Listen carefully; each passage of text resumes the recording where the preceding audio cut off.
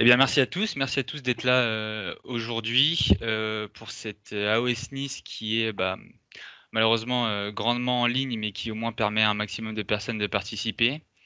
Je suis donc Théophile Chinine. Je vais vous parler aujourd'hui des capacités d'intégration entre Teams et Power Apps. Juste une rapide introduction sur la session. Cette session, j'ai commencé à la faire au mois d'avril, quand il y a les premières briques d'intégration avancée entre Teams et Power Apps qui sont sorties, parce que je trouvais que c'était vraiment, vraiment le futur du business apps de s'intégrer donc dans Teams. Et tout s'est accéléré en fait depuis avril dernier. Et notamment le mois dernier avec la conférence Ignite, la grande messe des annonces Microsoft pour l'année, où ils ont mis du coup en public preview, donc sur chacun de nos tenants, ce qu'on appelle le projet Oakdale. Le projet Oakdale, qui est le projet même d'intégration avancée de Power Apps et Teams. Donc du coup, dans cette session, je vais vous faire un petit récapitulatif de ce que permet le projet Oakdale. Je vais vous donner des billes pour comprendre vraiment ce que c'est. Je crois que Jeff Angama en parle dans sa session plus tard dans la journée aussi. Et puis après, on rebalayera un peu comment est-ce que vos Power Apps peuvent s'intégrer parfaitement au sein de Teams. Alors, hop. Un grand merci à nos sponsors, un grand merci à Epitech qui reçoit les participants sur place aujourd'hui. On le répète à chaque fois, c'est super important pour nous, communauté, d'avoir des sponsors qui nous permettent justement de faire ces événements et qui nous permettent d'échanger un maximum. Donc comme je disais, je suis Théophile Chinine, je suis architecte Microsoft 365 pour la société Abalone. Et je suis membre et conférencier pour la communauté AOS. Alors la communauté AOS, peut-être que certains d'entre vous la connaissent, d'autres moins.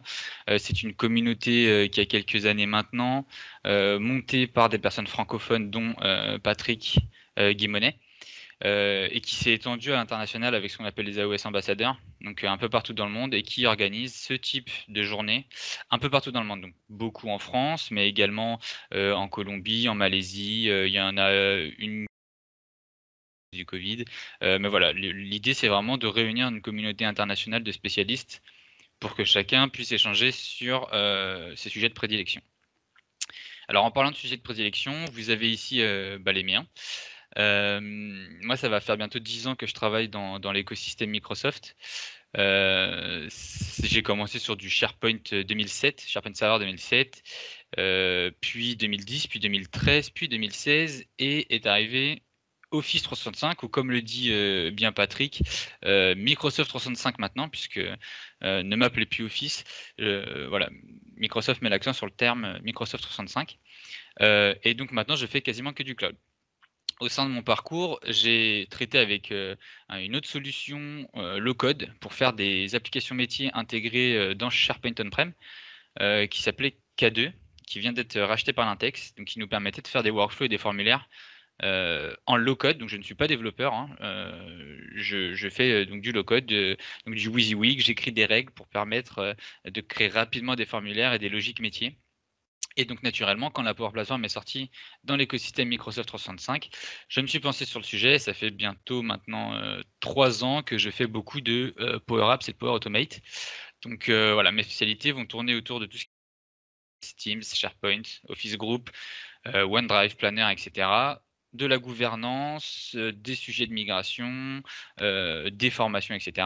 Et puis, on va dire à moitié aussi, la moitié du temps, dire 50% de mon activité va tourner autour de la Power Platform. Donc, gouvernance de la Power Platform, former les gens à la Power Platform, essayer un peu d'établir tout ce qui est citizen développeur dans les entreprises, donc permettre à des foyers d'innovation de sortir d'un peu partout, de chez un peu tous les métiers. Et donc voilà aujourd'hui mon activité. Donc vous avez ici mes liens vers les réseaux sociaux. Je vais commencer donc par l'histoire entre Power Apps et Teams, parce que c'est un vrai chemin qui s'est déroulé. Ça a commencé au tout début, quand Teams est sorti, on avait déjà la possibilité quasiment dès le début, dans un canal d'une équipe Teams, de mettre un onglet qui intégrait une Power Apps. Donc ça permettait de faire la première intégration. En fait, les gens pouvaient commencer déjà à utiliser des applications Power Apps à l'intérieur du client Teams. Ça, c'est la première chose. La deuxième chose qui est sortie, et ça doit faire maintenant à peu près 1 an, c'est le fait de pouvoir créer des Power Apps qui vont en fait devenir des applications Teams en tant que telles. C'est-à-dire qu'on ne va plus simplement utiliser l'onglet Power Apps pour le lier à une application, mais on va vraiment créer des packages en mode application Teams qui contiennent des Power Apps. Et ça va nous permettre plusieurs choses. Ça va vous permettre en fait d'avoir vos applications Teams qui appartiennent au catalogue d'applications de l'entreprise dans Teams. Donc quand vous faites ajouter une nouvelle application, on va pouvoir trouver ici directement vos Power Apps. Et ça permet aussi de gérer le SSO dans tout ce qui est Personal Apps. Alors les Personal Apps dans Teams, ce sont des applications qui ne s'exécutent pas dans un onglet d'un channel, mais ce sont des applications qui s'exécutent, on va dire, dans le contexte Teams, mais pas dans une équipe. C'est toutes les applications qui sont la plupart du temps épinglées sur le menu de gauche dans Teams. Voilà. Donc là, c'était les vraies premières briques d'intégration. En fait, on n'est plus obligé d'utiliser un channel d'une équipe pour utiliser Power Apps dans Teams. On va pouvoir utiliser Power Apps indépendamment de toute équipe, vraiment comme une application Teams en tant que telle. Ensuite, quand on a commencé à mettre des applications comme ça dans des onglets de Teams, on s'est dit, mais en fait, c'est très pénible parce que nos applications, il faut les partager avec nos utilisateurs. Et en fait, on n'avait pas de moyen de le partager directement avec l'équipe Teams. Et donc là, Microsoft a sorti une petite procédure en fait qui vous permet d'activer un paramètre sur l'Office Group, donc sur l'équipe Teams en tant que telle, pour pouvoir être ajouté en tant qu'utilisateur d'une application. Donc maintenant, en fait, ce que vous pouvez faire, c'est que vous activez ce paramètre. Donc ça doit être fait par l'IT, puisque c'est une commande PowerShell à passer. Et quand vous partagez votre application Power Apps, vous pouvez directement taper le nom de votre équipe Team et ça va partager l'application avec tous les membres de l'équipe. Donc c'est dynamique. Vous rajoutez des membres de l'équipe, ils ont automatiquement accès à l'application. Et ça, c'est vraiment un must-have quand on utilise Power Apps dans Teams. Donc ça, voilà, ça c'était à peu près ce qu'on avait jusqu'au mois de, je vais dire, de janvier-février 2020. Arrive le mois d'avril, et là, ils sortent vraiment le concept de Power Apps et Teams Better Together. On va pouvoir utiliser ce qu'on appelle des variables de contexte. Qu'est-ce que ça signifie? Ça signifie que les applications qui sont intégrées à Teams vont être capables d'être conscientes de l'équipe et du channel dans laquelle elles sont ajoutées. Donc en fait, vous allez avoir des paramètres qui sont passés du client Teams à votre application Power Apps. Et donc vous allez être capable de récupérer simplement des effets de style, comme par exemple le thème utilisé. Donc faire en sorte que si vos clients utilisent le thème dark de Teams, vos applications elles vont pouvoir s'adapter et se mettre elles aussi en mode dark. Et du coup, ça va faire vraiment une intégration, je dirais, seamless de la Power Apps au sein de Teams. On va pouvoir récupérer la langue aussi, super utile dans des grosses sociétés. Si vous avez des applications qui sont utilisées à l'international, on va pouvoir faire en sorte que la langue de notre application se base sur la langue du client Teams. Et on va pouvoir récupérer le Channel ID par exemple, le Teams ID. Et donc du coup, ça va changer nos scénarios. C'est-à-dire qu'on va pouvoir avoir des applications qui se comportent différemment en fonction du canal dans lequel elles sont ajoutées. D'accord? Ça, je vais concrètement vous le montrer, ça fait partie de la démo qui suit. L'autre point, c'est que avant, pour utiliser Power Apps sur mobile, on avait l'application Power Apps, et d'ailleurs c'est une des forces de Power Apps, c'est la capacité à être utilisée en mobilité sur des téléphones ou sur des tablettes. Donc ça, je pense que ça arrivait courant juin. En fait, maintenant, quand votre application elle est ajoutée en tant que onglet dans une équipe Teams ou en tant qu'application personnelle de votre client Teams, vous allez être capable d'exécuter la Power Apps directement depuis le client mobile Teams.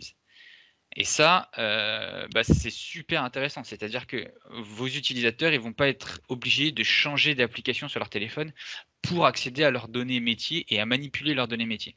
Donc ça, c'est super intéressant et particulièrement line workers, donc les employés de terrain qui peuvent être amenés à utiliser Teams de manière quotidienne.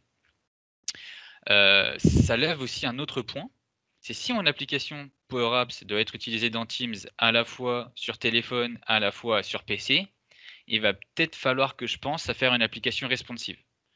Et là, on rentre un peu dans les limites de Power Apps, en tout cas, à ce moment-là, on rentrait dans les limites de Power Apps, c'est-à-dire que ça devenait très compliqué de faire des applications responsives, mais on ne peut pas espérer que nos utilisateurs utilisent les Power Apps dans Teams mobile si l'application n'est pas responsive parce que c'est juste inutilisable.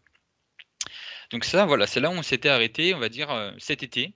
Et c'était déjà très bien. Moi, ça m'a déjà permis de mettre en place différents scénarios chez différents clients où j'utilisais ces fonctionnalités. Où je vais avoir des canaux par entité dans une équipe Teams et une Power Apps qui va s'adapter au canal et montrer un processus de validation différent par entité. Je n'ai pas à développer 50 apps, je n'ai pas à faire en sorte que l'utilisateur il sélectionne l'entité auquel il appartient. S'il va dans son canal, automatiquement, l'application elle est au courant, elle lui affiche le bon process de validation.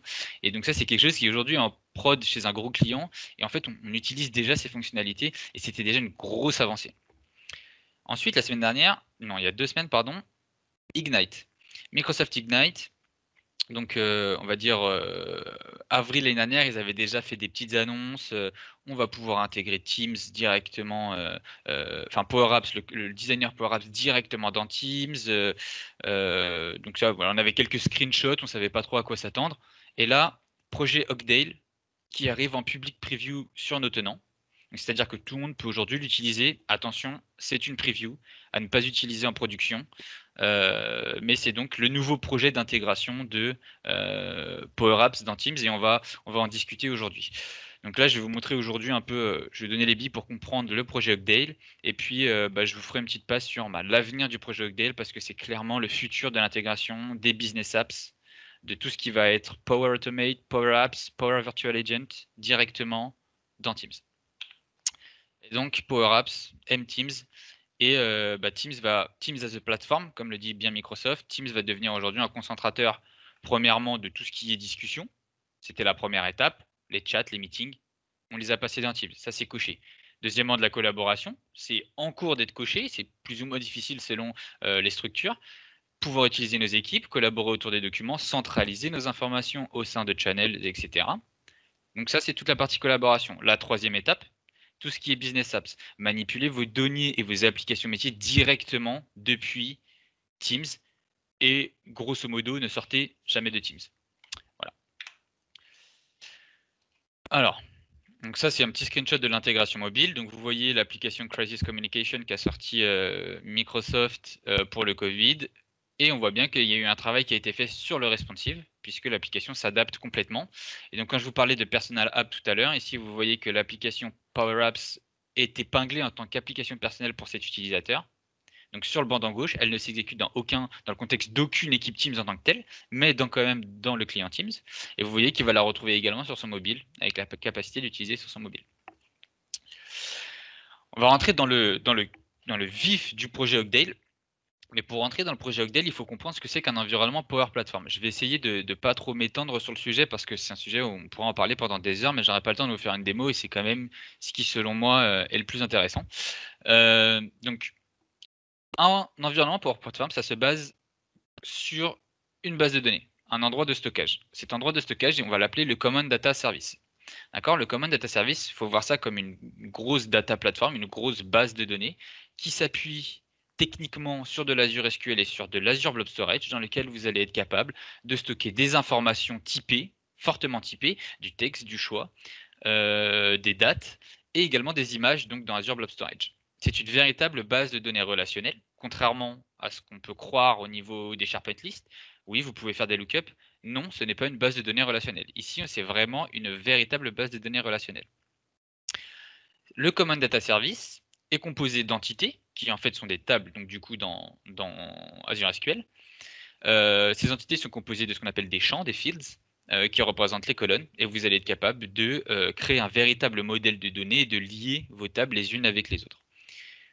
En plus de cet espace de stockage, c'est également un espace sécurisé, donc qui dispose d'un modèle de sécurité enrichi. C'est-à-dire que chaque environnement va disposer de ses propres règles, de ses propres utilisateurs qui peuvent créer des données dans telle ou telle entité, mais pas dans celle-ci. On va être capable de faire ce qu'on appelle du field level security, c'est-à-dire de mettre vraiment des autorisations au sein même d'un champ d'une table. Par exemple, je suis l'émetteur d'une demande, je ne peux pas modifier les champs statut. Voilà, et je suis le valideur d'une demande, je peux donc modifier le champ statut. Donc voilà, ça c'est tout ce qui est modèle de sécurité enrichi au niveau du Common Data Service. Et on peut aller très loin, beaucoup plus loin que ce qu'on peut faire avec SharePoint de manière bien plus industrielle et bien plus facile. Ensuite, il y a tout ce qui est cycle de vie des applications. Aujourd'hui, si vous faites un peu de Power Platform, vous savez qu'il est toujours assez difficile de basculer une application d'un environnement à une autre, et on a malheureusement tendance à travailler beaucoup en production. Le Common Data Service va vraiment faciliter ces histoires de packaging de solutions. J'utilise le mot solution volontairement, c'est le mot technique sur la Power Platform, pour grouper vos sources de données, vos flux Power Automate, vos applications Power Apps, tout grouper au sein d'une solution et pouvoir tout redéployer sur un autre environnement. Okay, et vous allez avoir toute la partie règles et workflow. Donc, possibilité de mettre des règles métiers. Ce champ doit être rempli, ce champ est supérieur à tel montant, etc. etc. Donc, là, c'est notre data platform, là où vont être stockées les données de toute la Power Platform, je dirais. D'accord? Au sein de ce Common Data Service, vous allez avoir ce qu'on appelle un Common Data Model. Le Common Data Model, qu'est-ce que c'est? C'est un jeu de tables et de champs très riche, prédéfini par Microsoft et qui hérite un peu de l'univers Dynamics. Donc vous allez notamment retrouver là-dedans le champ société et le champ contact. Donc c'est des champs, voilà, vous avez dedans une centaine, je pense, de colonnes différentes au sein de ces tables. C'est des champs communs, on va dire, et vous pouvez adapter ces champs ou pas en fonction de vos besoins. Donc ça, c'est un jeu, on va dire, de tables et de champs prédéfinis par Microsoft au sein du Common Data Service. Et évidemment, vous allez être capable de créer vos propres entités avec vos propres colonnes pour vos propres besoins. Et pour interagir avec tout ça, vous allez utiliser les outils low-code de la Power Platform, Power Automate, Power Apps, Power Virtual Agent, et évidemment, vous pouvez mettre une couche d'analytics par-dessus avec Power BI. Ok, donc ça, c'est tout ce qui va constituer un environnement. Très bien. Ça, c'est aujourd'hui ce qu'on a sur tout ce qui touche à la Power Platform. Quand vous êtes dans un environnement Microsoft 365, je ne parle pas de Dynamics, je ne parle pas de licence premium Power Platform, je parle uniquement de Office 365. Aujourd'hui, votre entreprise a Office 365, vous utilisez Teams, vous utilisez SharePoint, vous n'avez pas de Dynamics, vous n'avez pas de licence premium Power Platform. Pour autant, vous êtes capable de manipuler Power Apps, Power Automate pour faire certaines actions. Donc, chaque tenant Microsoft 365 dispose d'un environnement qu'on appelle l'environnement default, Common Data Service, dans lequel toutes vos applications et vos flux vont tourner. Vous ne pouvez pas utiliser le modèle de sécurité enrichi sur cet environnement, il est préconfiguré, c'est-à-dire que tous les utilisateurs de votre tenant peuvent, au sein de cet environnement, créer des applications et des flows. Voilà, on ne peut pas mettre de restrictions là-dessus. C'est l'environnement par défaut. Autre chose, par défaut, le Common Data Service de cet environnement n'est pas accessible.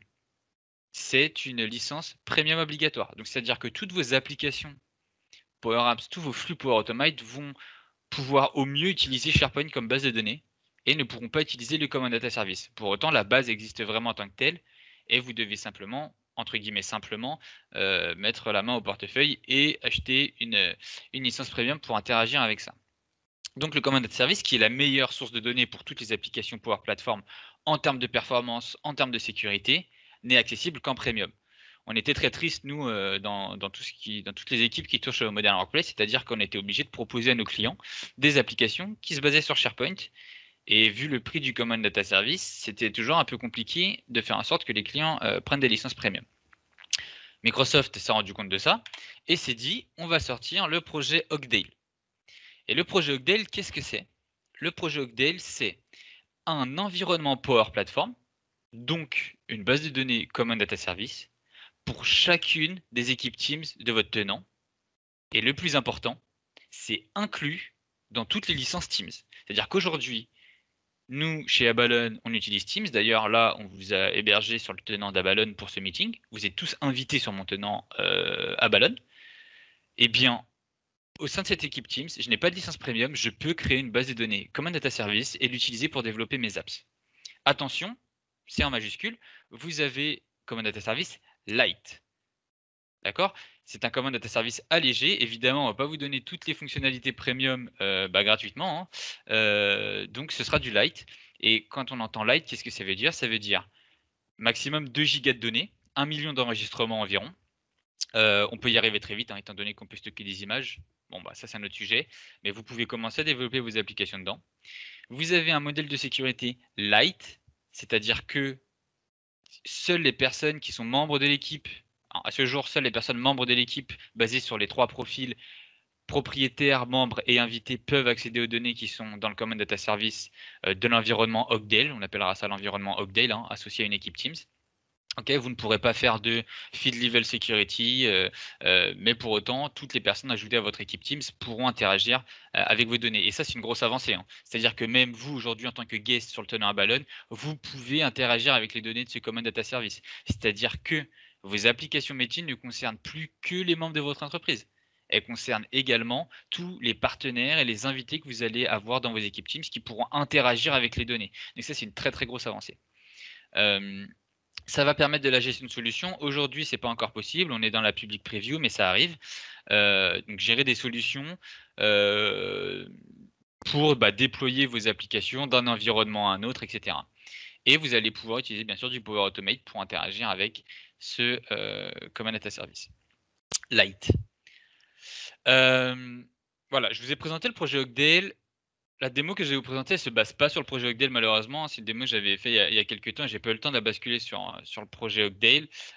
Pour autant, je vous montrerai un peu ce que le projet Oakdale pourrait améliorer sur le sujet. Alors, je vais basculer du coup. Je regarde si je suis sur le bon tenant. Voilà, on va passer à la démo du coup. Il me reste exactement 25 minutes, ce qui devrait être bon. J'ai un scénario relativement simple. Un scénario dans lequel j'ai une équipe d'avant-vente qui va gérer des leads entrants, qui va assigner les leads à un de ses membres pour que le membre traite le lead. D'accord?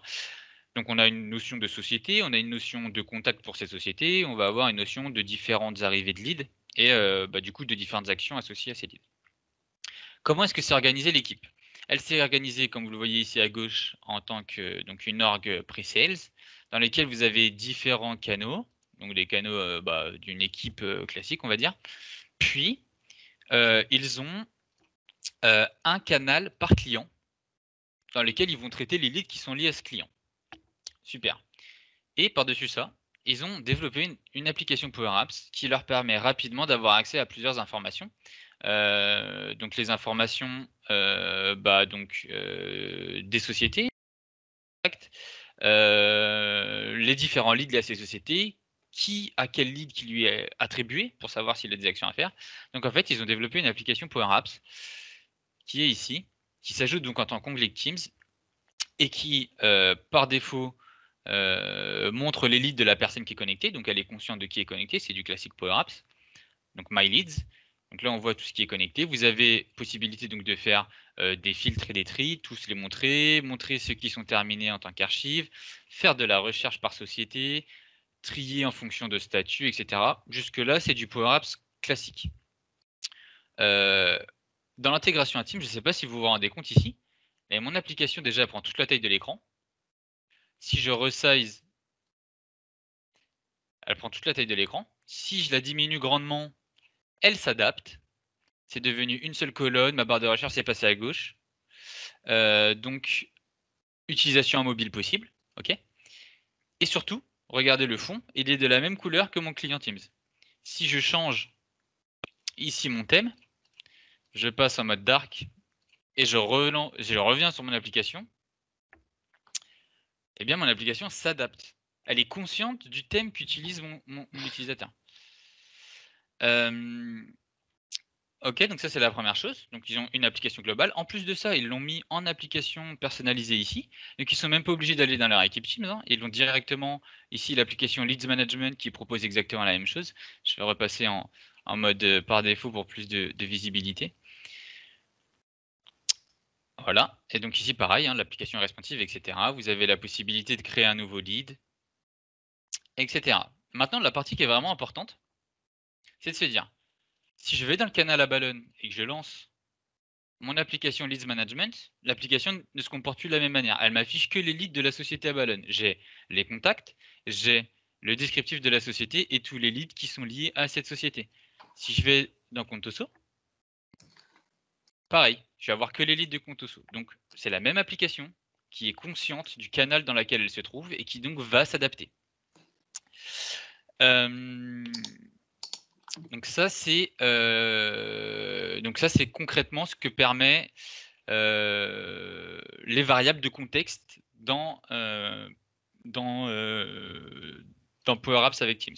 Ce que je vais faire, c'est que je vais rajouter un nouveau lead et je vais vous montrer ce qu'on appelle du deep linking. Donc c'est un lien directement vers un élément au sein de Teams. Donc je vais créer un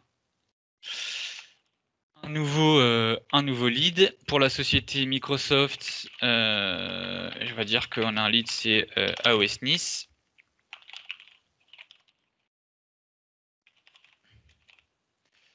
Le référent, ça va être moi. Donc là, vous avez toutes les fonctionnalités classiques, hein. Je repasse pas dessus, hein. Toutes les fonctionnalités classiques d'une application Power Apps, hein. Possibilité d'interagir avec les utilisateurs de votre tenant, de faire des drop-down lists avec de la recherche, etc. Et je vais créer mon lead. Donc là, en fait, hein, je crée le lead, ça vient créer. Hop, j'ai l'impression qu'il met un peu de temps. Effet démo oblige. Je vais basculer sur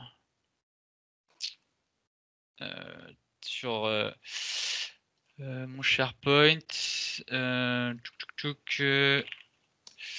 Si je vais sur le site Presales, je devrais pouvoir retrouver mes listes SharePoint. Évidemment, elles sont pas là.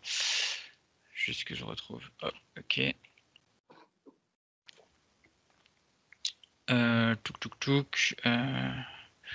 Évidemment, je suis un web. Je vais regarder si le lead a bien été ajouté pour Microsoft. Sinon, non, il n'a pas été ajouté.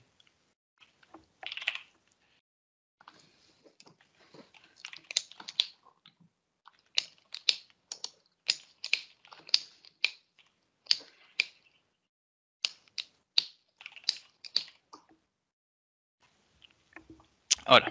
Là, le lead est ajouté. Alors, je me souviens plus sur quel site j'ai mis les données. Ça va me permettre de vous montrer directement l'application Power Apps. Business Management. Alright. Business Management. Hop. Donc ici, je vais retrouver l'ensemble de mes leads qui ont été générés. Donc là, vous voyez, hein, tous les leads qui appartiennent à mon application. En fait, ce qui est surtout intéressant, c'est de se dire, alors, mes sociétés, donc j'ai une liste de sociétés.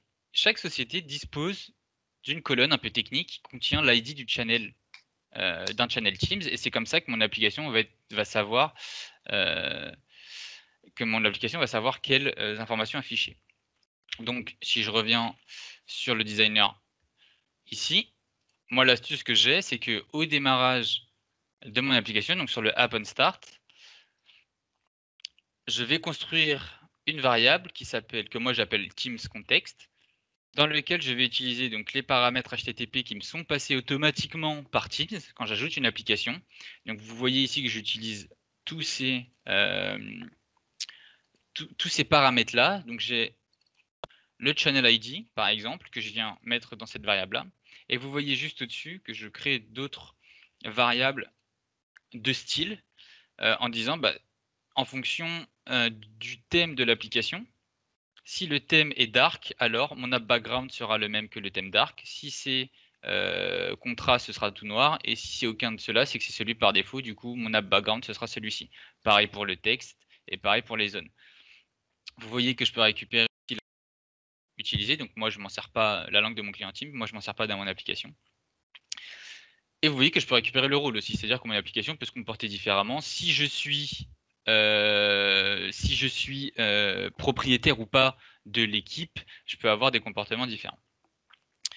Voilà. Qu'est-ce qui se passe? Imaginons, qu'est-ce qui se passe si j'ai lancé mon application dans le contexte d'un onglet. Dans le contexte d'un onglet, le channel ID ici va être stocké dans glow teams context.channel ID. Et ce que je vais faire, c'est que je vais définir une variable. La société, c'est la société, donc je vais rechercher dans la liste des sociétés, celle qui a dans la colonne leads channel ID, la valeur de mon channel. Donc concrètement, si je suis dans la société Abalone ici, le paramètre qui est passé à mon application Teams, c'est celui-là. Je viens au démarrage de mon application faire une recherche dans cette liste-là en disant remonte-moi la société qui a pour channel ID celui-ci. Hop, il trouve que ça ballonne. Super. Il trouve que ça ballonne. Du coup, ce que je fais, c'est que je le fais naviguer vers un autre écran qui est celui-ci et qui affiche les données de la société qui a été retrouvée. D'accord?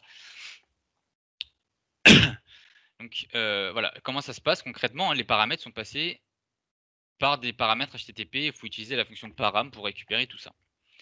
Donc ça c'est concrètement comment est-ce que aujourd'hui, si vous faites une application en dehors du projet Ogdale, vous allez pouvoir récupérer les paramètres. Vous avez une page sur la doc Microsoft qui vous liste tous les paramètres qui sont utilisables. Moi j'ai trouvé que cela était utile. Ensuite, vous voyez, il y a un autre paramètre qui s'appelle le subentity ID. Et ce paramètre, il est important parce qu'il va vous permettre de faire ce que j'appelle du deep linking. Donc si je reviens dans mon équipe Teams, Microsoft, il y a un nouveau message. Et là, on vient de dire, ah, il y a un flux qui s'est déclenché à l'ajout de mon nouveau lead et qui dit, nouveau lead, le référent, c'est Théophile. Là, j'aurais pu mettre une mention, hein, je ne l'ai pas fait. J'aurais pu mettre une mention pour me notifier. Et me dit, see details. See details, concrètement, il me renvoie vers mon application Teams, hein, directement sur l'élément en question. Donc là, vous voyez que j'atterris directement sur l'élément. Je n'ai pas besoin de naviguer pour retrouver l'élément sur lequel on vient de me mettre référent. J'ai fait ce qu'on appelle du deep linking. J'ai un accès direct à toutes les informations métiers qui auraient pu être renseignées au sein de ce lead. Okay, donc voilà, là, je suis capable de faire ça. Et ça, c'est vraiment très intéressant.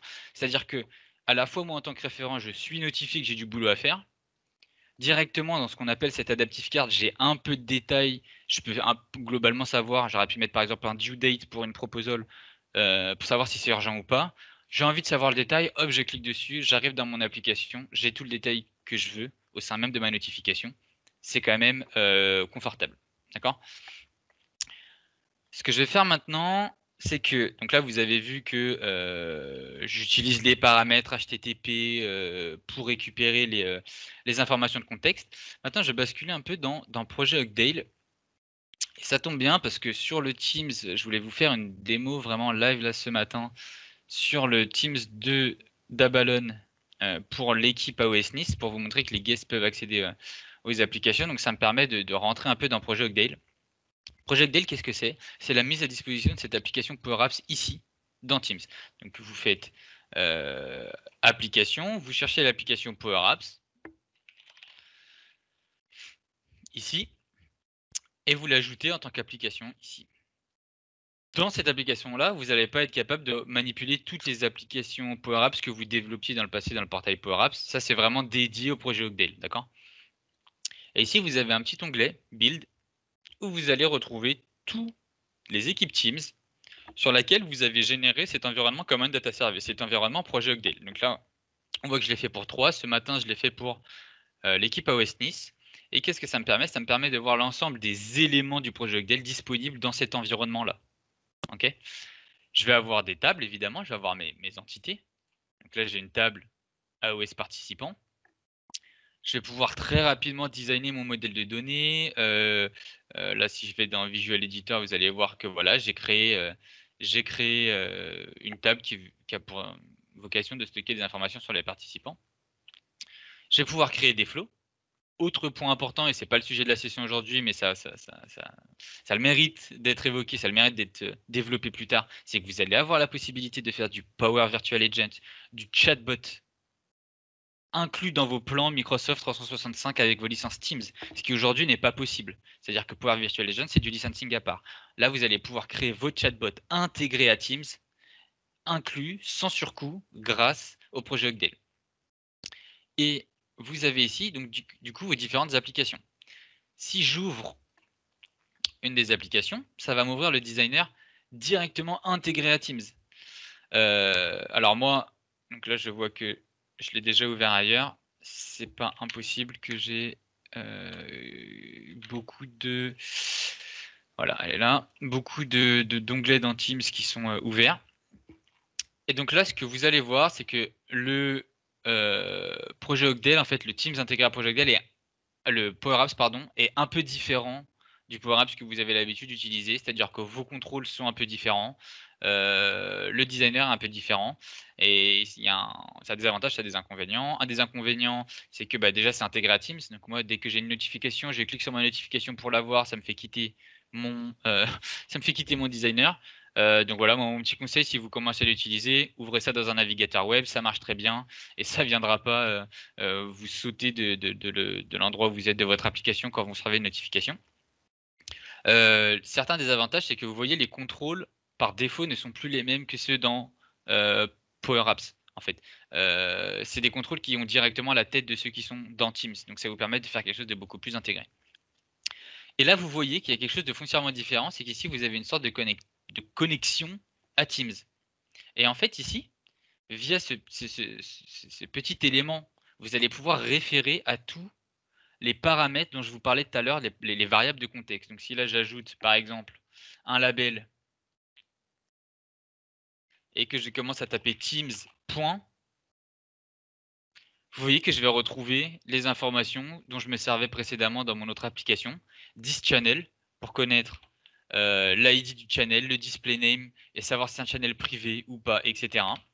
Je vais pouvoir avoir, hop, donc là j'ai le thème, bien évidemment, pour adapter le thème de mon application comme je vous disais tout à l'heure. Est-ce que c'est full screen? Le contexte entity ID pour faire du deep linking. Donc voilà, vous avez un accès rapide à toutes les paramètres de contexte qui sont passés à votre application directement via ce Teams 2.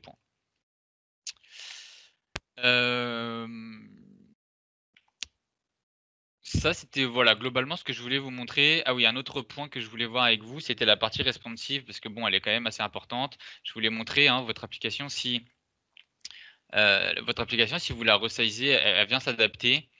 Concrètement, pour faire ça, c'est encore aujourd'hui compliqué, mais ça va s'améliorer dans le futur. Je cherche mon designer qui doit être par là.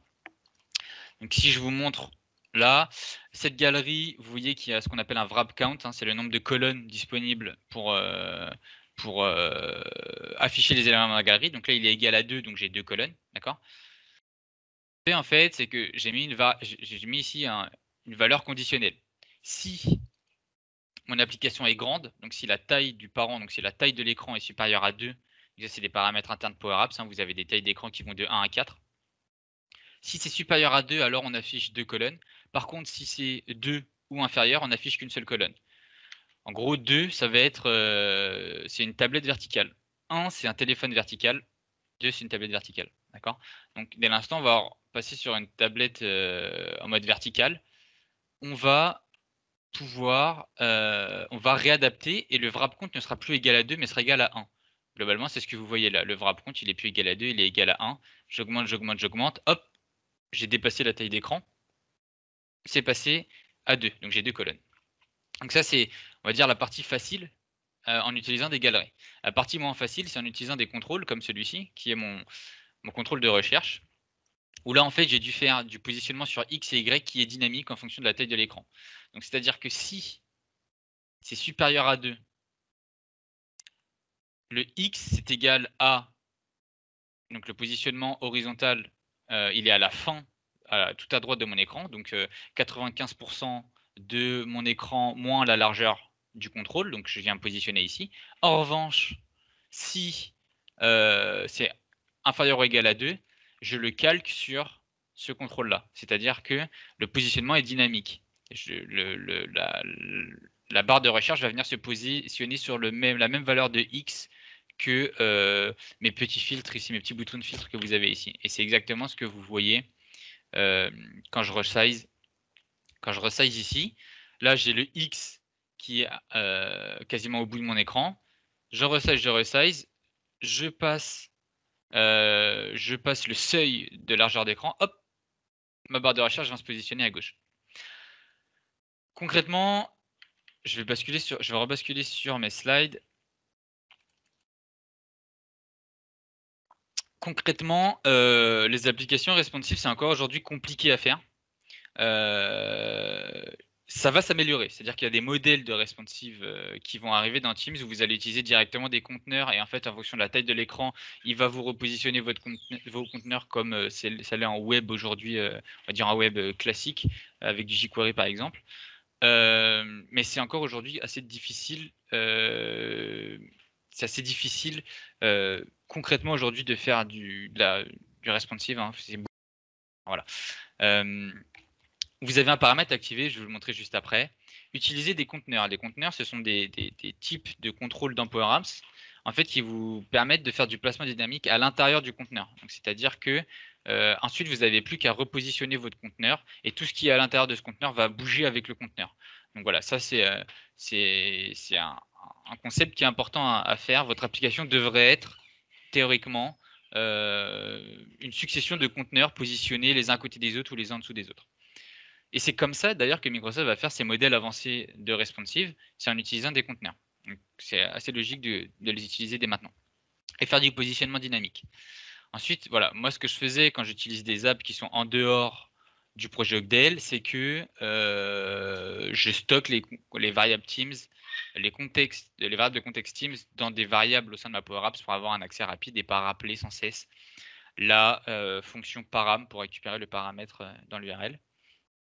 Et en fait, il ne faut pas oublier que les Power Apps peuvent se connecter à 400 connecteurs, dont un connecteur Teams, dont un connecteur Planner. Vous avez plein de possibilités au sein de vos applications d'interagir avec votre Office Group, de créer des tâches, d'assigner des tâches, de créer des nouveaux channels, de poster des messages, de lancer des flows, etc. Donc, ces applications intégrées directement dans les onglets Teams ou intégrées en application Teams, elles vont vous permettre d'interagir avec le reste de Teams. C'est-à-dire que si là, par exemple, dans mon application, j'avais un bouton pour créer une nouvelle société sur laquelle j'ai un lead, automatiquement, ça va me créer le channel. Voilà, donc ça, c'est des choses qui sont… Voilà, votre application au sein de Teams, elle va vraiment interagir avec tout son écosystème, quoi. Et ça, c'est assez intéressant. Et vous avez une roadmap ultra favorable, c'est-à-dire qu'aujourd'hui, le projet Ogdale, voilà, je vous ai listé des informations. Demain, le projet Ogdale, il va permettre d'avoir des model-driven apps, ce qui aujourd'hui n'est pas possible avec les niveaux de licence Office 365. Elle va vous permettre de gérer tout ce qui est solution et tout ce qui est application lifecycle management. Aujourd'hui, ce n'est pas possible. Demain, ça va l'être. Et vous avez tout un tas d'évolutions qui arrivent sur le projet Ogdale qui font que vraiment l'intégration des Power Apps dans Teams, c'est le futur du business apps. C'est vraiment Teams as a plateforme. Je manipule mes conversations avec mes collègues, mes meetings, je manipule la collaboration au sein de mes équipes et je manipule mes données métiers. Tout ça au sein d'un même système. Et aussi, ouais. Tu as une question intéressante, je te laisse y répondre. C'est comment partager, mettre à disposition une appli Power Apps à une autre organisation? Est-ce que c'est possible ou pas? Je te laisse. Aujourd'hui, dans l'état, c'est pas possible. Demain, Projet Ogdale le permet. D'accord? Aujourd'hui, vos applications, alors ça c'est encore quelque chose d'assez particulier. Vos applications sont partageables avec des invités. Oui, c'est vrai. Il y a deux conditions. Il faut que votre entreprise donne une licence à cet invité s'il n'en a pas. Ou alors, il faut que l'invité soit un invité d'un autre tenant Office 365. Par exemple, si vous m'invitez moi qui suis chez Abalone me fournit déjà une licence Power Apps. Je suis capable d'utiliser vos Power Apps à vous. Par contre, si vos invités, et ça vous pouvez jamais vraiment le savoir à l'avance, si vos invités n'ont pas de tenant Office 365 de leur côté, vous allez avoir un message d'erreur d'un Power Apps disant que vous n'avez pas de plan de licence pour vous permettre d'utiliser Power Apps. Ensuite, ce que je pouvais faire, c'est que du coup, vous pouvez acheter pour cet utilisateur guest une licence. Donc ça, c'est l'état des lieux aujourd'hui avec, on va dire, le Power Apps entre guillemets classique, hein, parce que maintenant, il va falloir utiliser un peu ce genre de terme. Demain, dans Projet Oakdale, tous les invités d'une équipe Teams vont pouvoir interagir avec les applications de l'équipe. Ok. Donc là, si je reviens sur l'équipe, si je reviens sur l'application ici d'AOS Nice, j'ai pas eu le temps ce matin de finaliser la démo que je voulais faire, mais en fait, ce que je veux faire, et je vais un peu continuer aujourd'hui, c'est que, pardon, je l'ai déjà ouvert ailleurs, c'est que je veux vous montrer qu'ici, vous êtes tous des guests sur le tenant à ballon. Ben, vous allez tous être capables d'interagir avec les données au sein de cette application. Et du coup, ça m'ouvre un champ infini. Mais voilà, aujourd'hui, projet Ogdel, n'oublions pas, c'est de la public preview. Évitons la production dessus parce que déjà il y a encore des choses qui sont concrètement pas sèches, hein. Il y a plein de trucs qui sont compliqués là. Par exemple, vous voyez que j'ai mis une photo, j'ai le bouton pour modifier ma photo qui est directement sur la photo et j'ai pas encore trouvé le moyen de le déplacer. Donc voilà, il y a ce genre de situation. C'est de la public preview, c'est-à-dire que si vous avez un problème en production, Microsoft ne vous aidera pas, hein, concrètement. Mais voilà, gardons en tête que demain c'est possible. Demain, tous vos invités au sein d'une équipe Teams pourront interagir avec les apps de cette équipe Teams, c'est-à-dire pas les apps qui sont sur l'environnement par défaut Office 365, simplement les apps de cette équipe Teams.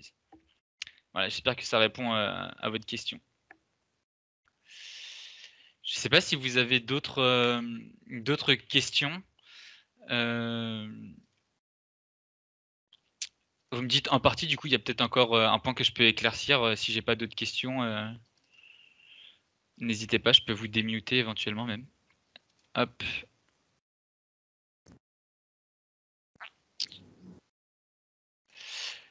N'hésitez pas à prendre la parole, hein, madame. Ouais. Ah, on a une question dans la salle, là. Ouais, je veux bien que tu répètes, Patrick, par contre, parce que j'entends pas grand-chose. Ouais. Quand on modifie via le designer Teams, est-ce qu'on peut après facilement aussi jouer en modifiant et à la fois dans le designer Teams et à la fois dans le designer Power Apps. Ouais. Une excellente question. Quand tu commences ton application dans le designer Teams, tu m'entends là, Théo? Ouais, je t'entends, ouais.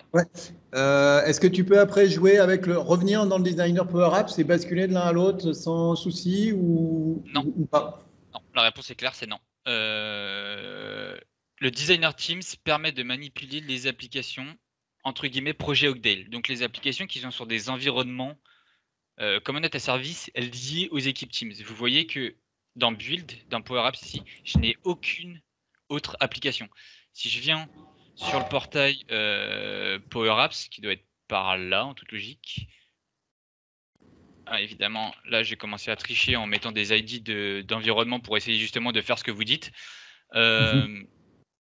Vous voyez que quand je regarde mes environnements, j'ai que mon environnement par défaut. Je retrouve absolument pas mes applications projet Oakdale, donc j'ai pas l'environnement AOS Nice par exemple que j'ai créé ce matin, et donc forcément si je peux pas switcher dans l'environnement AOS Nice, je peux pas voir les applications, je peux pas les manipuler dedans. Il y a une raison à ça aussi, hein, c'est que le designer Teams, il est quand même un peu différent. Les contrôles ne sont pas les mêmes. Vous allez référer le Teams.context ID par exemple pour récupérer des variables. C'est quelque chose qui n'existe pas dans le designer Power Apps, on va dire entre guillemets classique tel qu'on le connaît aujourd'hui. Et du coup, je pense que les anciennes applications qui sont développées dans la plateforme designer actuelle, il faudra la recréer ou... Oui, si tu veux, la suite de la question, c'est si tu veux faire évoluer ou tu as une application Power Apps classique, tu veux la transformer en projet Oakdale, tu dois la réécrire complètement ou tu as quand même des passerelles? Alors aujourd'hui, il faut la réécrire. Demain, dans le projet Oakdale, on va être capable d'importer des solutions. Vous pourrez concrètement packager votre application et la réimporter, mais aujourd'hui, c'est pas possible. Oui, je pense qu'il est difficile de donner des réponses définitives sur ces sujets-là, vu qu'effectivement, on est encore un peu en bêta sur le projet Oakdale. Donc peut-être que c'est des choses qui seront améliorées, mais pour l'instant, c'est l'état de ce qu'on voit en fait. Donc demain, ce sera possible concrètement, hein, dans votre application d'ici, dans votre portail Power Apps, de créer une nouvelle solution. Vous créez une nouvelle solution, vous mettez votre application Canvas dedans et vous la redéployez sur votre projet Oakdale. Alors, remarque, c'était pour la première partie de la réponse, c'est effectivement l'interaction entre Power Apps et on va dire le designer dans Teams. Aujourd'hui, elle n'existe pas, mais on peut imaginer qu'elle soit rajoutée à un moment ou à un autre, quoi. Ouais, peut-être bien, ouais. Peut-être bien. Du coup, enfin, juste j'ouvre comme ça sur potentiellement d'autres sujets qu'il faudrait aborder dans le futur. C'est que chaque Teams, chaque membre d'une équipe Teams va être capable de créer des environnements Power Platform. Ça va poser concrètement au sein des entreprises des soucis de gouvernance. Et donc là, il y a tout un autre sujet de comment est-ce que je gère mes environnements Power Platform. Comment est-ce que je fais de la DLP ou ce genre de choses. Donc ça, ce serait d'autres sujets et je préparerai bien volontiers une session sur le sujet parce que ça intéresse pas mal de monde. Pour un prochain AOS Online, par exemple, Ouais. ça pourrait être très intéressant parce que c'est des questions qui vont se poser très rapidement. Et je l'ai vu hier à Teams Fest, il y a déjà des gens qui disaient bah, dans ma société, j'ai déjà 30 environnements projet Ogdale qui sont créés. Donc ça commence à être un peu compliqué. J'ai une limitation que j'ai pas donnée non plus, c'est qu'aujourd'hui vous êtes limité à 500 environnements projet Ogdale. Donc les 500 premières équipes qui créent leur environnement CDS sont servies à partir de la 501e. On peut plus créer d'environnement. Voilà. Donc le conseil à donner, c'est aux utilisateurs avancés qui créent leur environnement et puis comme ça, dans les grosses sociétés, ils auront leur place avant les autres. C'est ça. Et puis l'autre conseil, c'est n'en créez pas 5 pour 5 tests. Essayez de rester au sein d'un même environnement de test au début. Ça permettra à vos collègues aussi de tester les fonctionnalités. Laissez-en un peu pour vos collègues. C'est ça, ouais. J'ai une question sur la licence. Oui. Vous avez fait référence à licence classique. Est-ce que vous faites référence à comment ça, Power Apps for Office 365 qui est inclus dans le plan E1, E3? Alors ça, c'est cette licence-là, elle vous permet de créer des applications dans votre environnement par défaut de votre société. Donc là, typiquement, chez Abalone, voilà, j'ai un environnement par défaut. Moi, j'ai une licence, je crois E3 ou peut-être E5, j'en sais rien. J'ai donc cette licence Power Apps for Office 365. Je peux créer mes applications dedans. Donc ça, c'est la licence classique telle qu'on la connaît aujourd'hui. Ce qui vous permet d'utiliser le projet Ogdale, c'est votre licence Teams. Donc toutes les entreprises qui ont une licence Teams peuvent utiliser le projet Ogdale. Et ça ouvre aussi d'autres choses intéressantes en termes de gouvernance, c'est-à-dire que vous allez être capable de dire, vous avez une licence Teams, créez vos applications au sein de vos équipes Teams, pas de problème, je vous désactive la licence Power Apps pour pas que vous créiez d'applications au sein de l'environnement par défaut du tenant. Donc ça peut être aussi une piste en termes de gouvernance pour pas que l'environnement par défaut soit pollué, ce qu'on voit beaucoup aujourd'hui, hein, puisque beaucoup de gens vont créer des applications sur cet environnement-là, et on va se retrouver avec des dizaines et des dizaines, des centaines d'apps non contrôlées, puisqu'on ne peut pas contrôler qui crée ou pas des applications sur l'environnement par défaut. Ok, merci. Je vous en prie. Je pense que j'ai un peu dépassé. Je ne sais pas à quelle heure la prochaine session. Ça devait être 40, mais comme on a un peu de retard, on va commencer à 45. Donc non, je pense que c'était bien. Hein. Parfait. Si vous avez des questions, n'hésitez pas. De toute façon, moi, je serai dans ce channel toute la journée pour lancer les enregistrements des différentes sessions. On est sur le Teams AOS, donc pareil, si vous avez des questions, vous pouvez pinguer en direct, m'envoyer un message. Je vais vous mettre mon LinkedIn dans la conversation si jamais vous souhaitez approfondir certains sujets. N'hésitez pas à m'envoyer un message, une demande de contact sur LinkedIn.